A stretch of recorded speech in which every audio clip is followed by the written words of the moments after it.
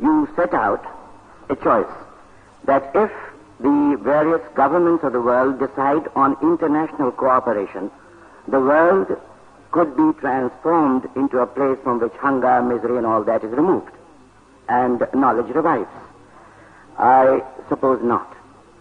Unless we understand the basic drives of communication and where we have gone wrong, the mass media of communication, no matter how much international agreement you might have, would not lead you anywhere. And I give you an example. UNESCO is not a political organization in the variety of the United Nations.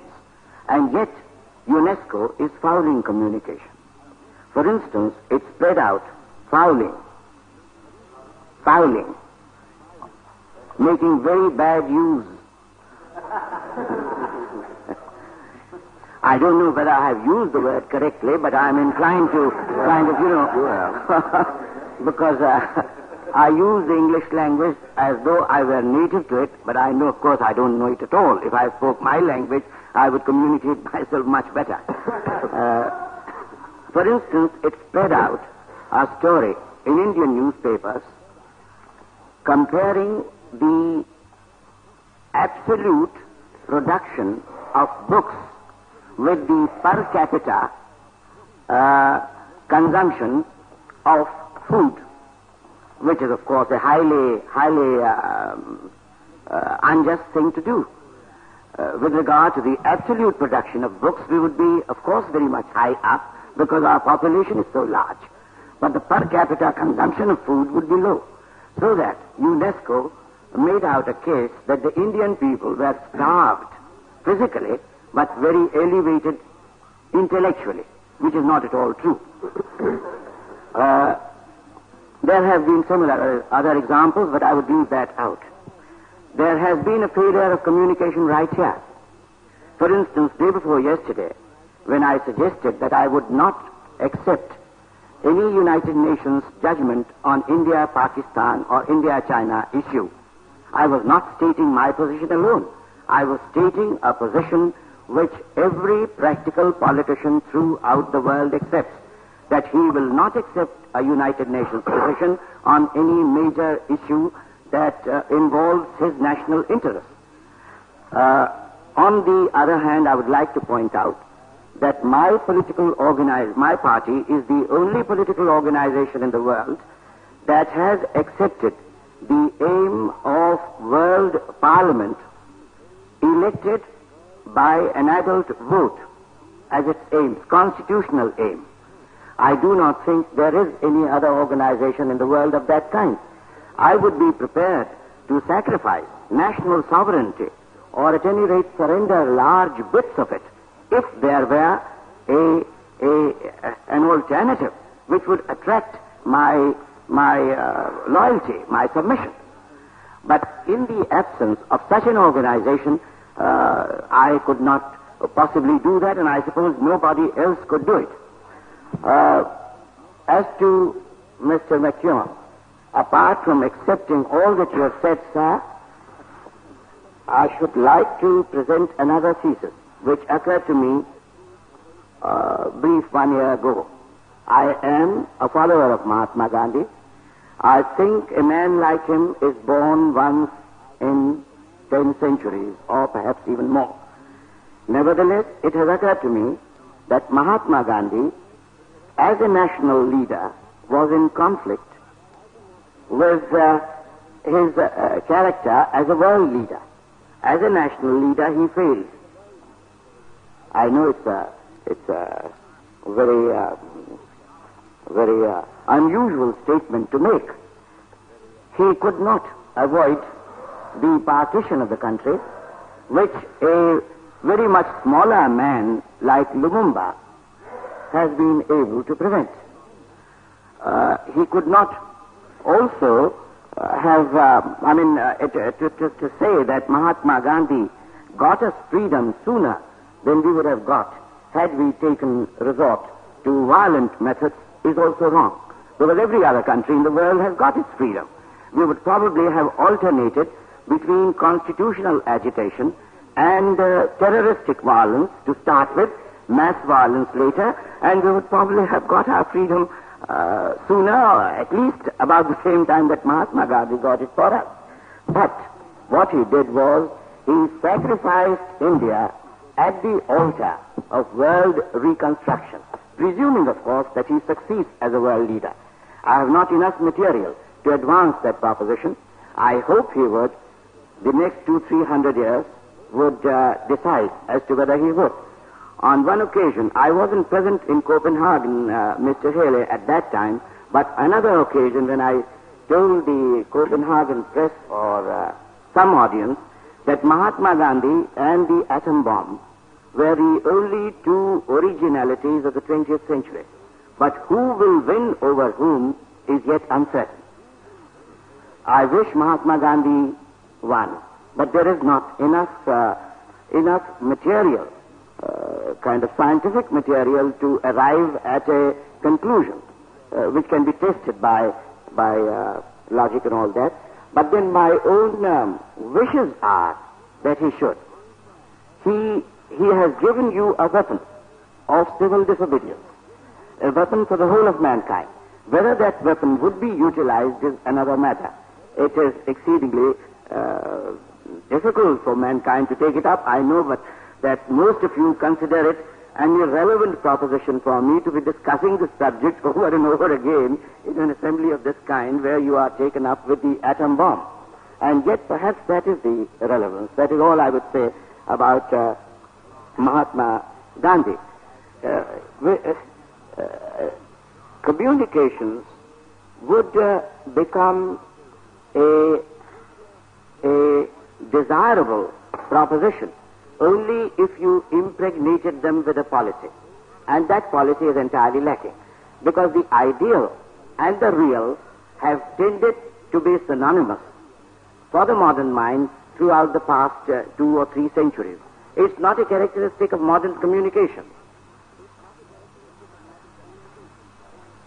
I haven't ended yet, Mr. Chairman. Just a minute or two. I thought that the ideal and the real have tended to be synonymous, not only for the Russian, also for the American, also for the Indian.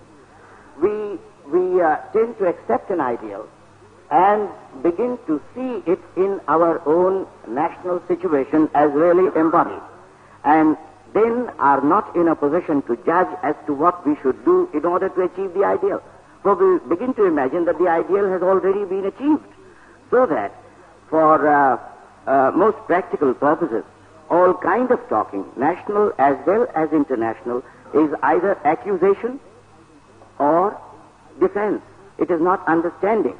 And unless we got to the crux of this question, that international talking and national talking must again be based on understanding rather than accusation and defense, understanding of the other fellow, understanding of oneself, and taking up certain very simple fundamental propositions, I do not think mass communications would be any use, no matter how much international cooperation you had. But there, Mr. Smythe and Mr. Ashmore, I throw a ray of hope that not the communications themselves, but a chosen, deliberate policy of man may perhaps impregnate these communications with new purposes. That is all I have to say.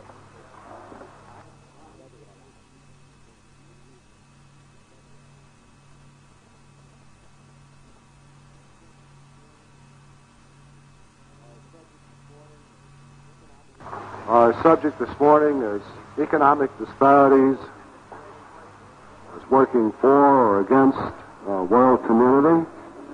And the first speaker is Mr. Lohia, the editor of Mankind. Mr. Lohia.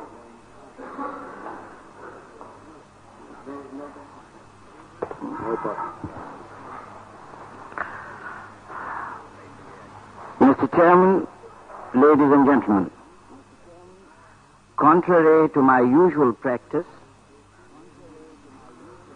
I will proceed from the general to the particular, and Mr. Theobald is responsible for it.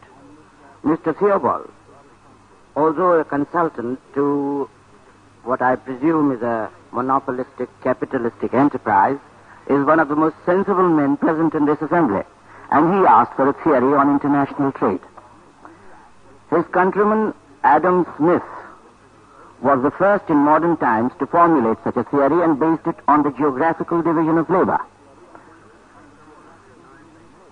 But the fate of that theory shows that no matter what universal terms you use, there lurks behind them some kind of a national interest. And Mr. Keynes, therefore, had to formulate a theory which brought in a clause regarding full employment. Britain could not compete with America, and therefore a theory of full employment had to be put in. Before I formulate my own theory, I would direct your attention to a concrete fact of the present situation, and that is 1 hour of labor in the United States exchanges with probably 2 hours of labor in Britain or France, or perhaps even more in France, and 20 hours of it in India and similar countries. Professor Elu is not present here, but I should have liked to tell him in this connection that technology does not produce identical processes and never shall, because the spirit of inventiveness shall always be different. And as Russia is today caught in the frenzy of overtaking America, and America in the fear of being surpassed by Russia, something of that kind will continue to happen if technology is allowed to have its independent, unhindered course. But that is not my present point. My theory is that international trade can be mutually beneficial only if productivity all the world over is comparatively equal. I have somewhat watered down my theory. I didn't say equal, I said comparatively equal. It is true that strength and force would be needed to enforce such a mutually beneficial theory of international trade, but that is all I would say about it, that trade would be mutually beneficial to countries participating in it only if these countries had provided themselves with a productive apparatus that had made human labor comparatively equal in its returns. And mind you, it isn't skill, it isn't industry, it isn't the capacity for hard work, but it is just the productive apparatus that makes this rewards of labor unequal. And now I go on to the particular. The agricultural laborer in India gets about 10 to 20 cents a day. I'm trying to translate my money in terms of American money, obviously, because the British money is no longer that important.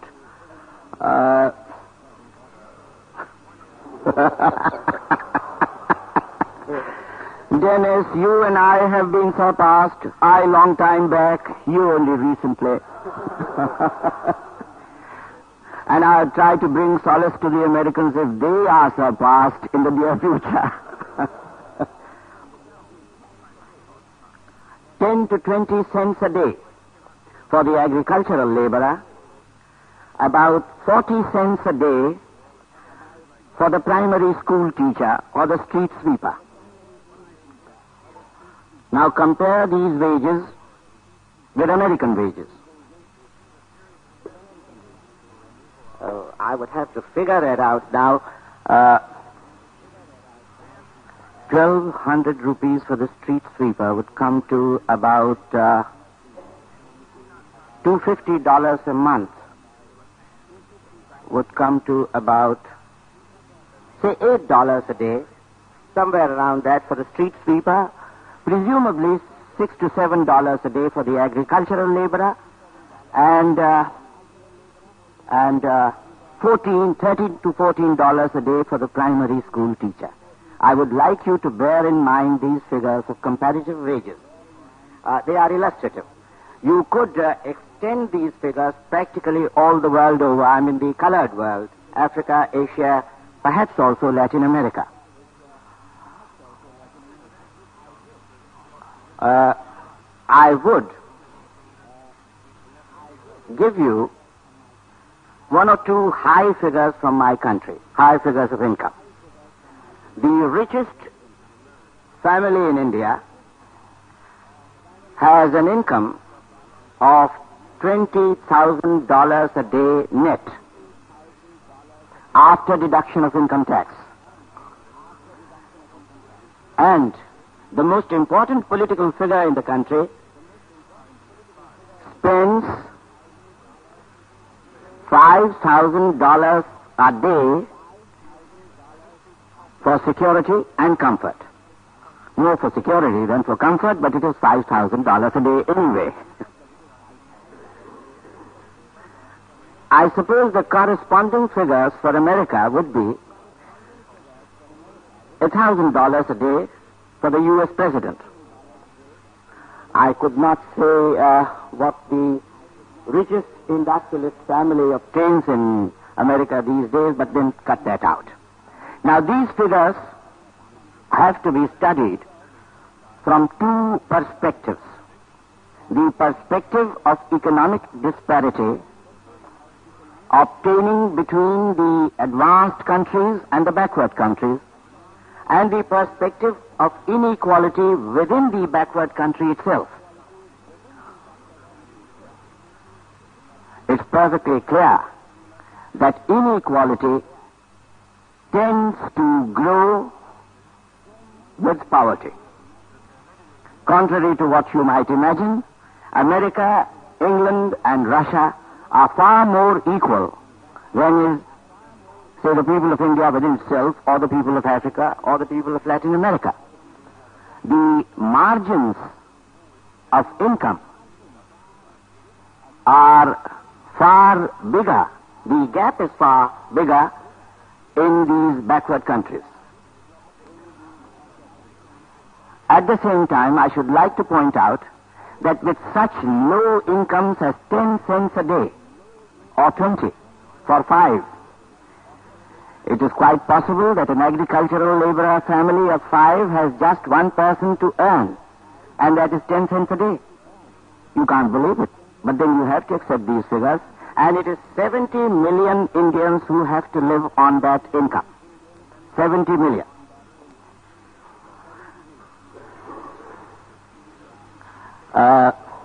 The other 150 million of farmers, subsistence farmers, would not be very much different from these agricultural laborers. There is no self-respect, no capacity for action, no rebellion, no spirit of revolt. My country has not revolted internally in the past 1,500 years. There have been external rebellions against tyranny,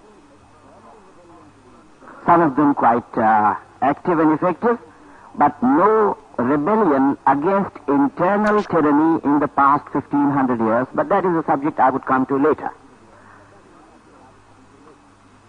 The point is that with such economic disparities, it is not possible to build any kind of rational world order, or a world order that would make peace possible.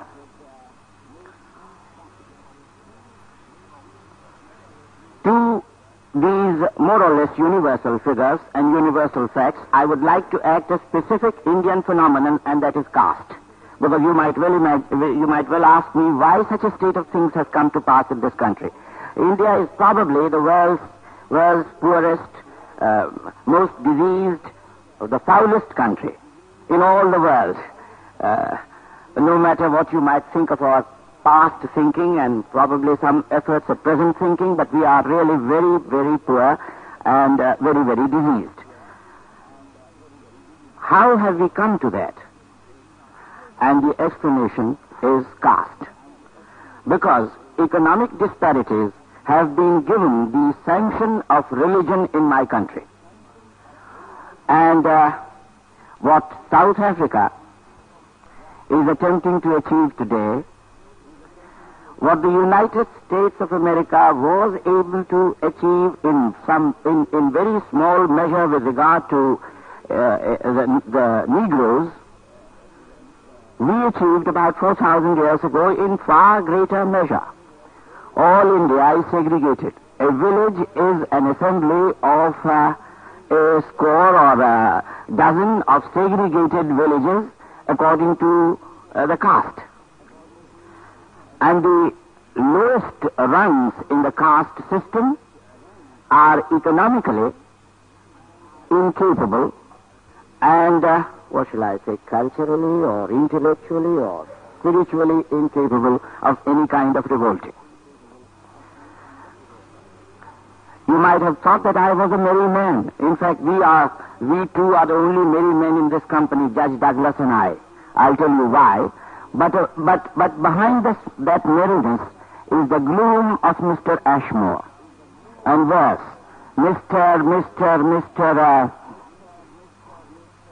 the gloomiest, I think, is my friend.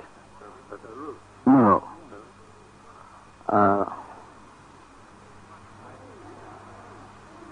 Ferry, yes, Ferry, that's right. Ferry. I'm much gloomier than these two, because I see no prospect of a rebellion in my country.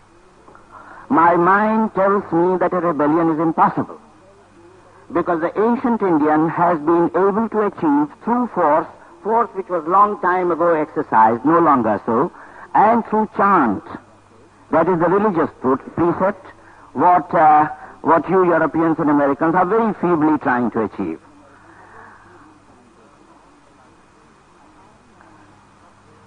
Apart from any efforts at rebellion not succeeding, there is also the gloomy possibility of the effort not expanding into any worthwhile dimensions. That makes me gloomier still.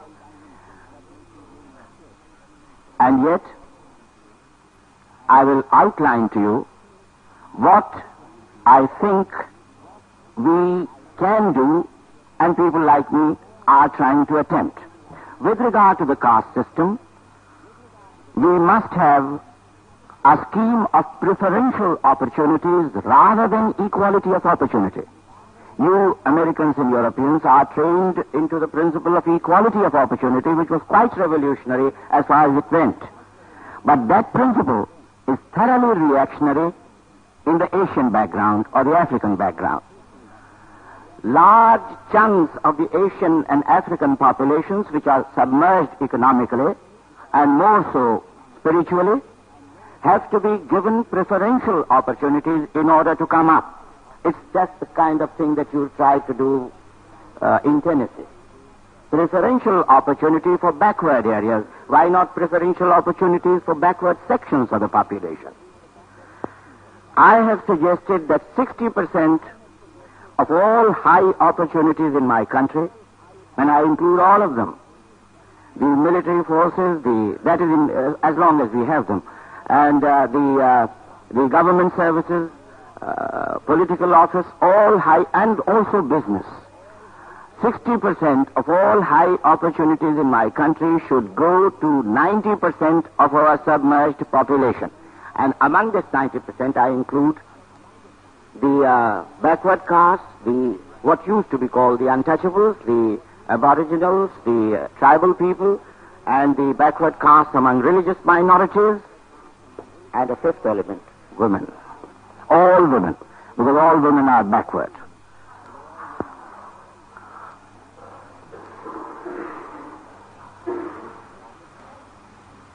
They are the salt of life, but they are not being treated as such, and I shan't go into that why that is so, but that is so all over the world, more so in my country. Now, in addition to this scheme, I would outline certain economic propositions very briefly. In the first place, the planning that you are aware of, sir, that comes out of my country is thoroughly inadequate. I have worked out the figures, even taking the multiplier factor into account. India would need 125 years to come up to the present American levels, and I do not imagine that America or Russia would kind of, stand behind and wait for us to come up. And the literacy figures are very revealing. In the past 10 years of free India, we were able to expand literacy up to the extent of 7%. 80% are still illiterate. Now work out your figures. If it took 10 years to remove 7% of our illiteracy, how many years would it take to remove 80%? That is for you, Judge Douglas, because you are friendly with the present administration in India. 80% of illiteracy. Water. We don't have sufficient drinking water. In fact, no drinking water at all in the villages. And many of our diseases should be traced to that, the lack of supply of fresh and clean drinking water. I had suggested that Indian planning should take into account some of these very broad necessities of life: literacy, supply of fresh drinking water through pipes, and a food army for breaking up new lands and the like.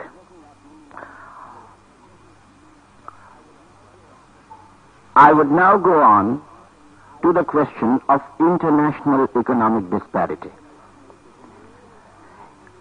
You all seem to imagine as though this could be removed through a very large and liberal dose of foreign aid. In the first place, let me please point out that the terms of trade are such that agriculture always suffers against industry. And whatever you are pouring out as foreign aid into Africa or Asia, let me use a strong word, Dr. Hutchins, you have already looted from us, not in the past, you are continually looting from us by way of these unfavorable terms of trade as between industry and agriculture. If I could work out those figures, I would tell you that you give less to us than we give to you. But that is not the main point that I'm trying to make. That's only an incidental remark. The foreign aid that America or Russia pour into the less advanced countries is neither designed nor can it result in turning the other fellow into your own image. I don't mean the physical or the cultural image.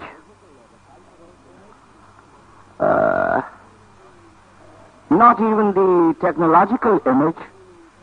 The economic image of plenty and prosperity. Do not kid yourself for a moment. This foreign aid, no matter whether it is Russian or American, has just one consequence, and that is not to let a country fall.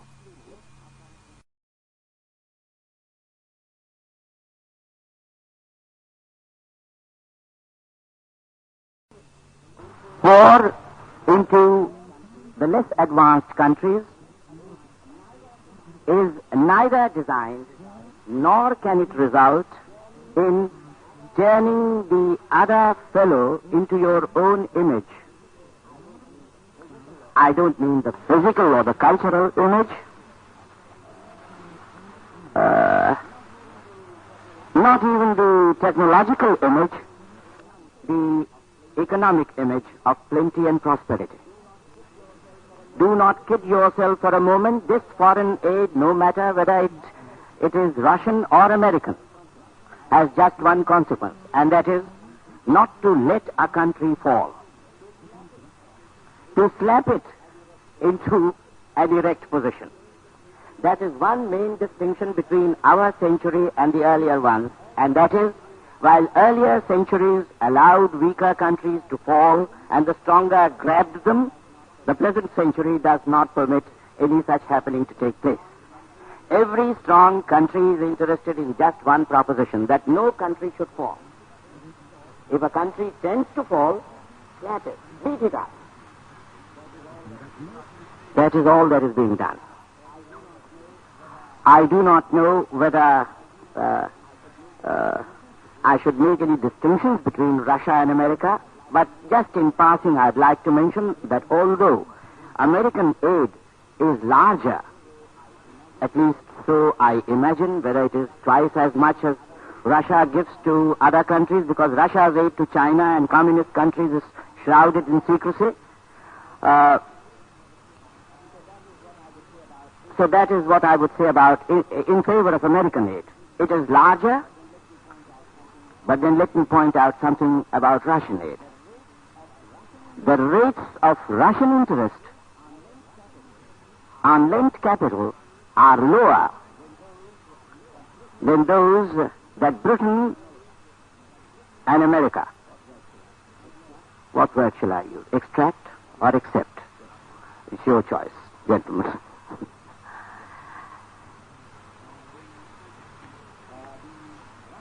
The Russian rate of interest is anywhere between 3 and 4%, and the British-American rate of interest is anywhere between 4 and 8%. Again, I would like to point out that Russia has been able to make an impression on the Afro-Asian mind that it is anti-imperialistic and not without basis. Russia is anti-imperialistic in the sense that it does not permit direct imperialism. Or shall I put it this way, it professes to abolish all direct imperialisms, forces of occupation and the like. Whatever imperialism the Soviet system is practicing today in the world is ideological, mainly ideological, I'd say, through its agencies, native agencies. And that does not have the same effect on the colored mind as it might possibly have on the European mind. A Khrushchev has begun to make a deep impression on people like me too. I have been an anti-communist, and as far as I can imagine, shall always remain so, because my convictions are far more intellectual than emotional. I have never associated with any communist parties in any kind of campaigning, whether civil disobedience or electioneering. Never shall. But let me point out that a Khrushchev, when he speaks in the United Nations, strikes certain chords of sympathy. Because, A, he talks his language, the Russian language, whereas my statesmen, like me, are parrots. I mean, at the moment I'm a parrot, talking a language which I have learnt right up to here, not the stomach or the heart.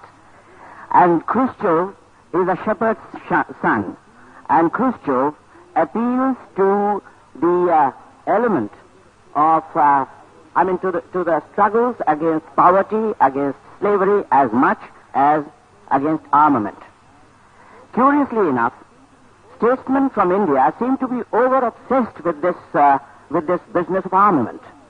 I can understand a Euro-American being so obsessed. Khrushchev, on the other hand, is far more intelligent, or at least a better public relations officer. I mean, you can put it either way. Because he knows that the struggles in the world today are manifold. Struggle against poverty, struggle against political slavery, struggle against inequality between the sexes, struggle against color inequality, struggle against weapons. And to concentrate on this struggle against weapons would presumably defeat your purpose. I have sensed a certain crisis mentality among some of you. If the world is coming to an end, why bother about it overmuch? It will. And it won't continue to be if we are obsessed by this crisis mentality.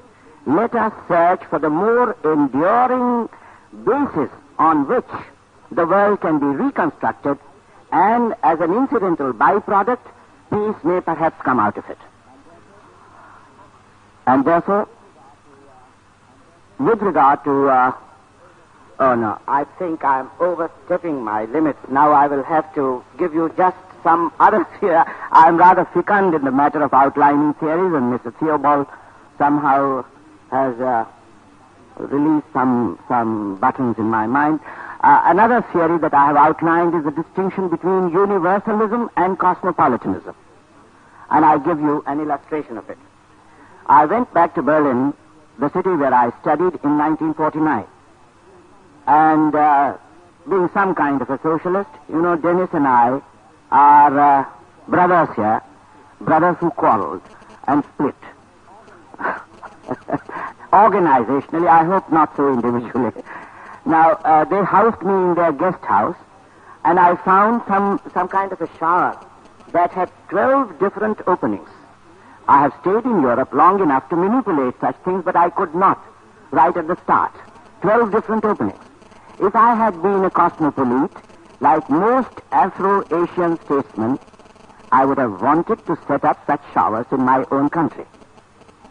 I'm a universalist, and therefore my dream is to set up flush latrines for all the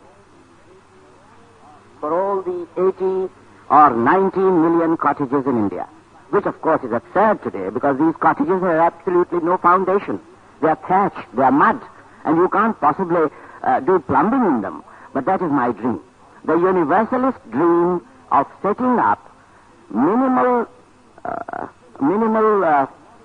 facilities of a modern type, not necessarily the current type. The current is not necessarily rational or modern. The modern type, instead of going in for these heady things which some of you have invented in some of your countries. Now, the universalist, what is he? Karl Marx was a universalist.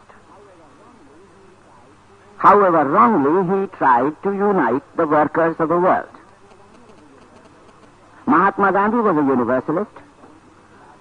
I won't add any parentheses about him. He tried to unite the peoples of the world. The cosmopolite, and ladies and gentlemen, I warn you against all Africans and Asians, presumably also Latin Americans, because all of them, barring such exceptions of me and anachronism or whatever you might call me, are cosmopolites. They try to unite the bureaucrats, the bourgeois, and the leaders of the world. Anybody of you who has been out in India or any other African country must have noticed the enormously modernized facilities that leaders and businessmen have. I dislike business, hate it intensely, and most of you are businessmen. But I've said this for myself, that I come from a caste and a family that has probably done business over the past 2,000 years. And therefore, if I am a rebel today, please understand me, I am one of you, from caste and inheritance. But business in India and in Africa is just not modern. It is speculative, commercial, it's based on interest, it is based on the principle of buying cheap and selling dear. Against the bureaucrat, I would like to make similar remarks. Actually, some kind of a pseudo-radicalism seems to come out of these Afro-Asian countries, particularly India, because the bureaucrat is derived largely from the castes of learning. who have not owned business. And the bourgeois is derived largely from the castes that have owned business. And this distinction has gone on for more than 2,000 years. So although both of them are interrelated in their economic interest, there is a certain schism between the two. The bureaucrat is a pseudo-radical. And that is why all this phony talk of socialism from my country comes from these bureaucrats. I would like to advance my thesis further. Now I'll come to an end because I have to. It's a cooperative enterprise, and it is this, that it's a very gloomy perspective. My mind does not help me see the possibility of a revolution in my country, but I'm working for it. I'll continue to work for it, in the hope and the faith that it might happen. I want a Cuba. A Cuba. Ladies and gentlemen, without exclusive leaning on Russia and without violence. Mr. Haley might at this point be tempted to remark that the lady wants to be seduced and yet stay a virgin.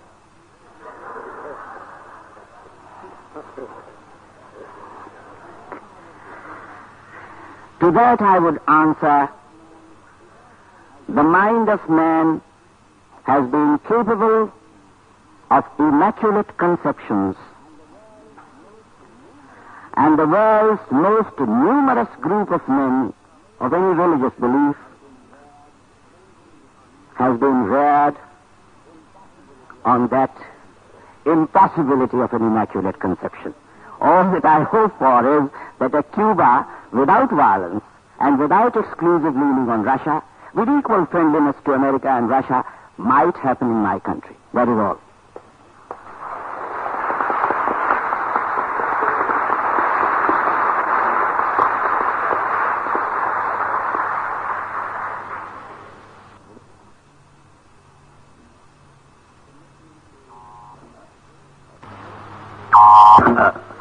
Permit me to make a suggestion, Dr. Hutchins, which the Center, in cooperation with the University of Athena, or as a very bad alternative, the UNESCO might take up.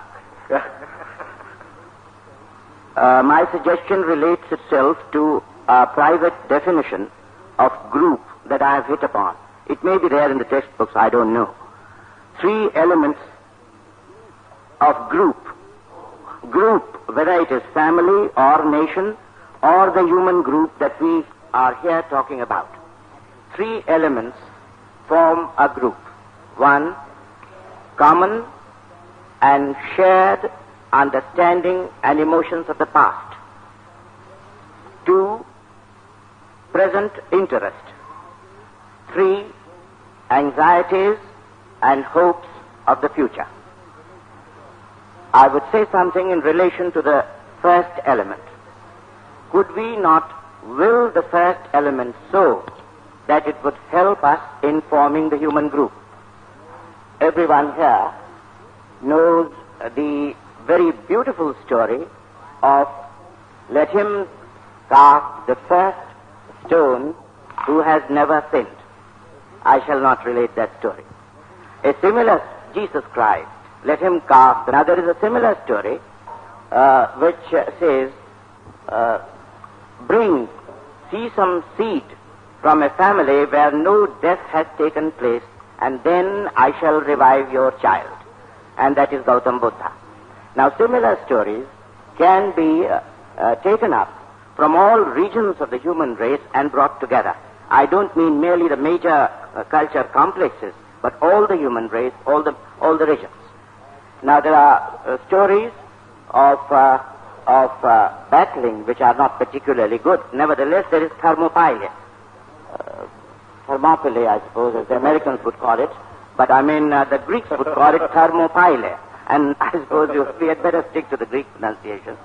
Where the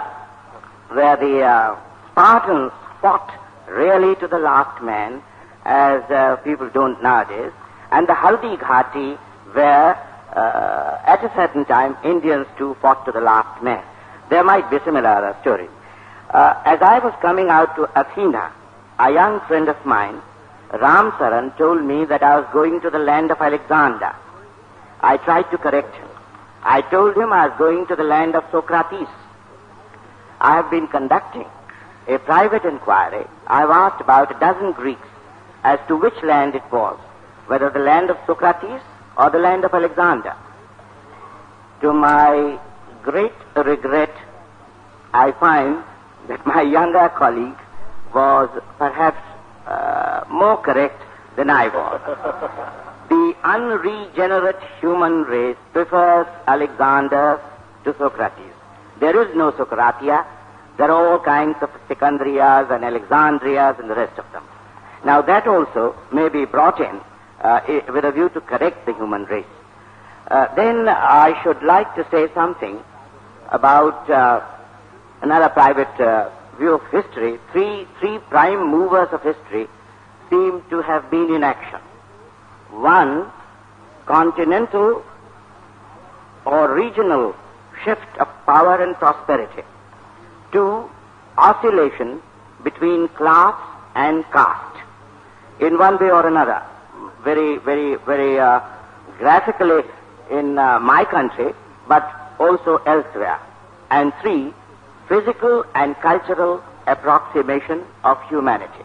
Now this third factor has moved history hitherto through conquest or cultural superiority.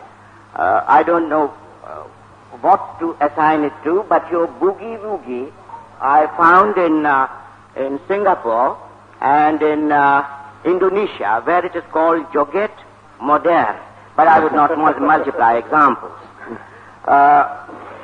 This physical and cultural approximation of humanity could be willed as a deliberate measure. But Mr. Ashmore, if you are taking up any one of my ideas, I would like to tell you that I'm a very poor man, and it is $1 million idea, and you might give me some money. Thank you very much.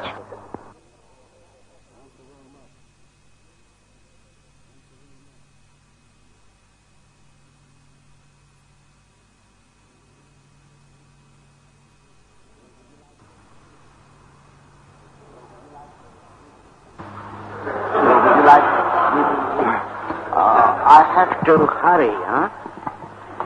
You won't settle for less than 5. Mr. Chairman, first, growth of population.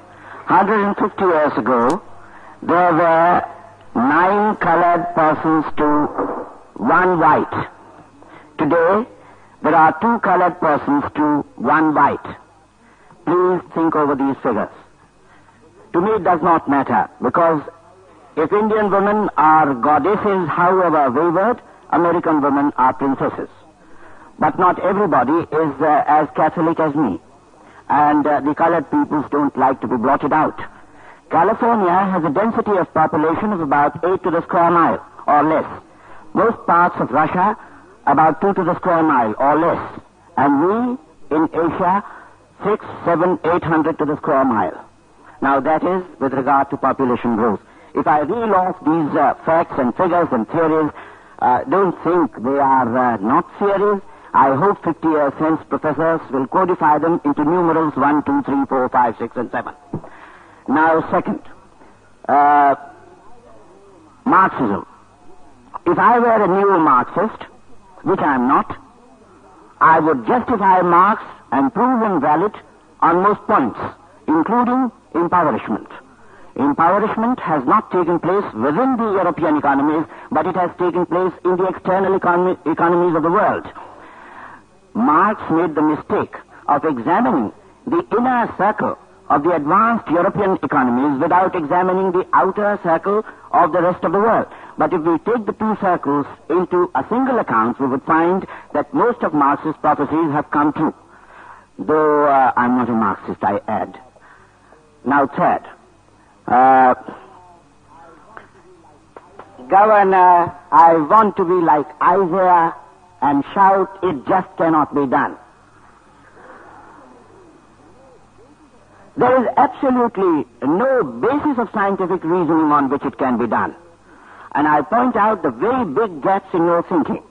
For instance, Russia of today is very different from Russia of 50 years or 40 years ago. How can you mix the two up? It is possible that Russia 10 years hence or 20 years hence would exhibit most of the characteristics of America. I have very often pointed out that increasing standard of living, mass production, and all that are common to Henry Ford as much as to Joe Stalin or Khrushchev. But that takes time. And India today, or Africa, or China, is what Russia was 40 or 50 years ago. So please do not make this mistake of thinking that capitalism and communism and socialism have become outdated words. They are still very much alive and far more alive than any words that you have been thinking about here. Now, secondly,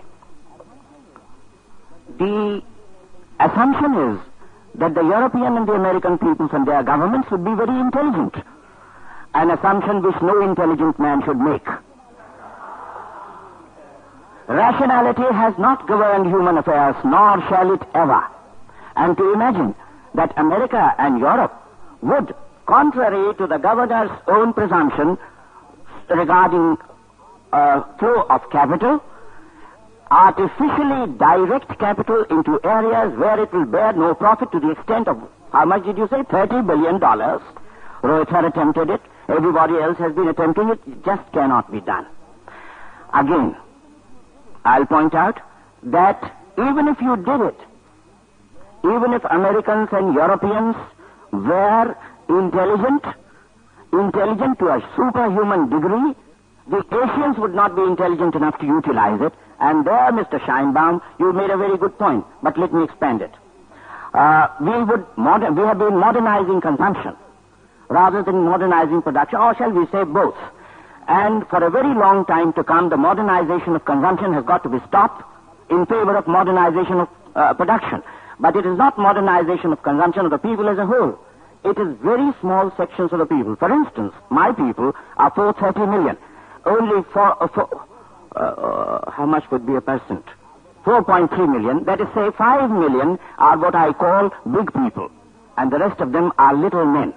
The little men do not modernize their consumption. It is just this 5 million block that modernizes its consumption, so that even if you were ready to direct your capital into these areas, it is these big men who will eat it up, no matter whether they are socialists or communists or any other. Because I have found that all political parties in these backward areas have been infected with your cosmopolitan thinking of trying to modernize life, of increasing standard of living and so on and so forth. Have I surpassed my limit? Yes. And then I end with a prophecy, which is contrary to Isaiah's and Governor, we shall do it. It cannot be done.